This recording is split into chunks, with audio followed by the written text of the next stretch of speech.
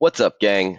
Today we're going to go over the volume principle, which I've talked about with a bunch of you, gone over in some of the sessions that I feel is really beneficial. So we're going to hammer it home here, try to explain it in a way that everybody can understand it enough to apply it day to day in the moment to their own program on the fly whenever they need to, and something that you guys can ask me about. So volume principle simply is this. Volume is the main indicator of strength and muscle gain. What we want to focus on is total volume lifted, not intensity. Volume meaning how many total pounds did we lift, intensity being relative percentage of your maximum lift. So the example being, if yesterday was bench press and it was as many reps as possible at 85%, 85% is the intensity.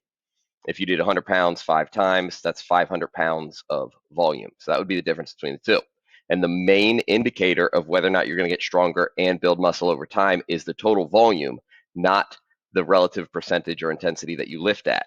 So we have two examples. Person A is doing 5 sets of 5 reps at 85%, and I just made their max 100 pounds. Keep it simple. So 5 sets of 5 reps at 85 pounds, and person B is doing 5 sets of 6 reps at 75 pounds. If 5 reps at 85 pounds is 425 pounds, for 5 sets is 2,125 pounds.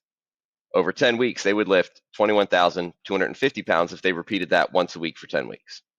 Person B, 6 reps at 75 pounds is 450. 5 sets, 2,250, and over 10 weeks, 22,500 pounds. So person B is lifting a little bit more, but the difference in volume there over 10 weeks is small enough that we're not saying that one is necessarily better than the other to an extent that we need to worry about it. It's just comparing two people lifting at 10% variance in their total intensity. So let's say, so the point here being that person A and person B pretty much accomplished the exact same thing, even though person A lifted at a higher intensity, 85 pounds or whatever it said on the whiteboard. In the end, it wouldn't matter too much. They didn't do better than person B because person B stuck with 75%, because in the end, total volume was the same. That's the point there. So let's say person A misses a week, just completely misses that particular lift that week, that whole day, or they're unable to perform the prescribed weight. They can't lift 85%. One thing they can do for missed volume, because they missed a day, is they can add a small amount each week as long as they can recover from that volume. So instead of 5 sets of 5 at 85%, they would do 6 sets of 5 at 85%, 5 times to make up for their missed volume. In the end, as long as the total volume over 10 weeks got to this same point and they were able to recover, they'll be totally fine if they missed a week. It doesn't matter. I know that this camera's blocking that a little bit, but volume could be accumulated by decreasing the weight and increasing the sets and reps. So they come in and they're not able to perform at 85% that day. They're sore, they're tired, whatever, it doesn't matter. If they decrease and do 6 reps at 75%, as long as that total volume is there, it's fine also. So they can adjust day to day and week over week if they happen to miss a day entirely or not be feeling great that day. And this is where relativity will come in, and rate of perceived exertion, and a whole bunch of other stuff that we're not really going to get into to make it too technical and sciencey. This is just a concept for understanding right now. So that's where we're going to leave it. So when we're looking at the volume principle and a program, let's say it's 6 to 12 weeks, whatever, minimum effective dosage matters. So this is the volume that we're aiming for. This is, we'll say, the minimum effective dosage to get better, which is probably higher. This volume is probably higher than the minimum effective dosage. Let's say you can drop it by 10, 15%, and that would be the minimum effective dosage. Maximum effective dosage, how much work can you do in a period of time to get the maximum amount of gain, is going to be difficult to find per person.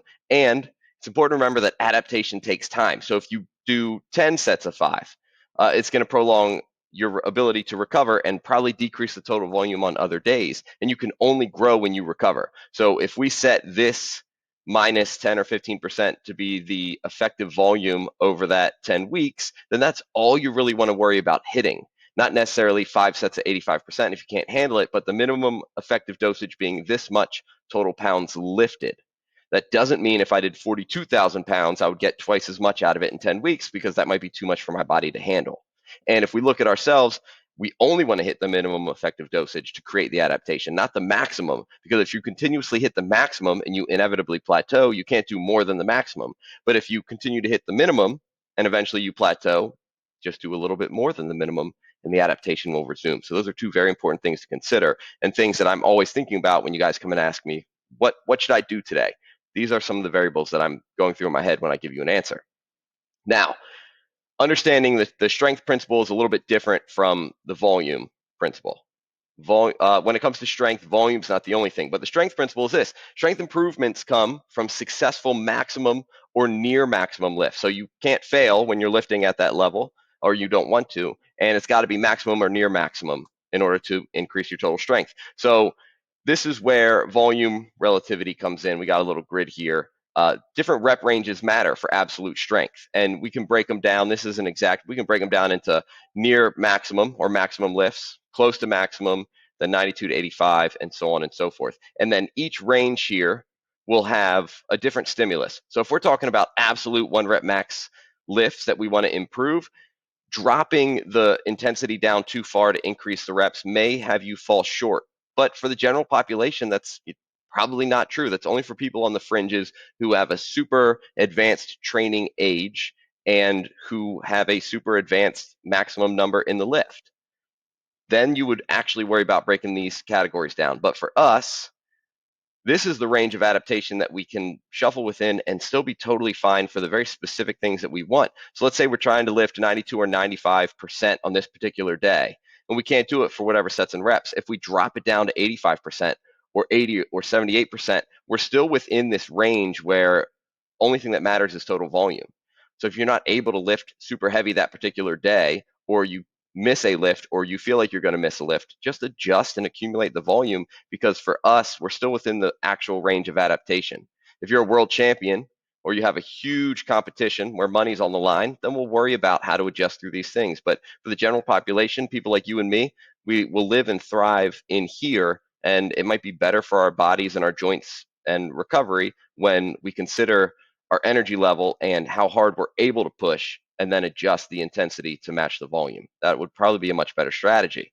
So if this person, it doesn't matter the lift. I just wrote max lift. They can lift 185 pounds. So it doesn't matter if it's squat, bench, or deadlift. So their max lift is 185. And let's say the assignment today is 3 sets of 2 reps at 90% of their max plus 30 pounds, which this is one in our deadlift waves that we actually run into.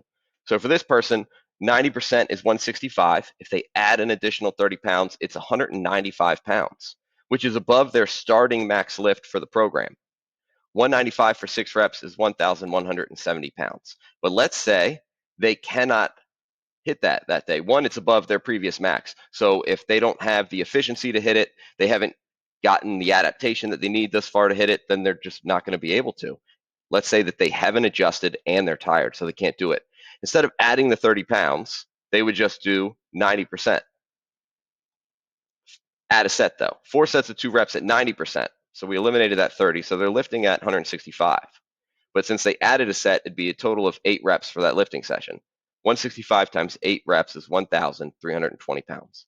So this is more than they would have hit at a significantly higher intensity, but they got the volume. So is that a good change? Absolutely. That's a wonderful change.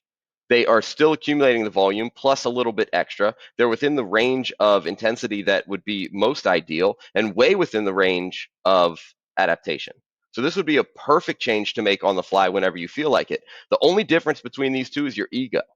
The person next to you is lifting 90% plus 30 pounds. They're lifting it successfully, and you're not.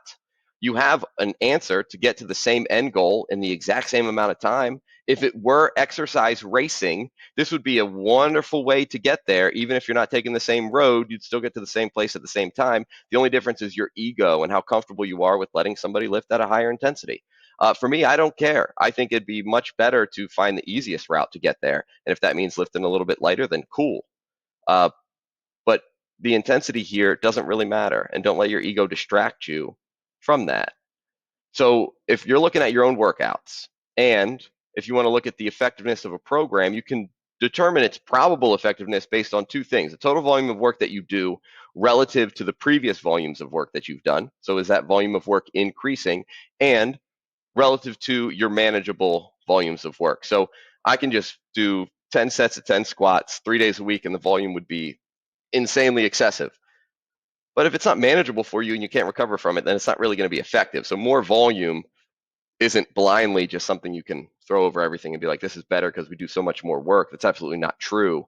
But is the volume manageable, and is that volume increasing? And it's very simple. You can look at programs and be like, is this going to be effective? Yes or no. And 99% of the time, that'll give you the right answer. So hopefully this helps you when it comes to making adjustments on the fly, understanding programs, understanding programming with what you're doing, especially if you're newer or you're a beginner for the first 5 years. So when your efficiency is lower, it'd be better to do more reps at a little bit lesser weight than it would be to do significantly fewer reps at a little bit of a heavier weight, because your volume is going to be so much greater, and it's something that you could manage when that efficiency is not there. So I'm going to leave it at that. We can go into more details and more science at some other point, but this should be more than effective enough for everybody. Ask questions about it, compare it to anything that you want, and you have permission to ask me any question you can think of to find out whether or not I'm full of shit or if I know anything at all about what I'm talking about. And hopefully I do. We'll find out when you ask questions. Do the work.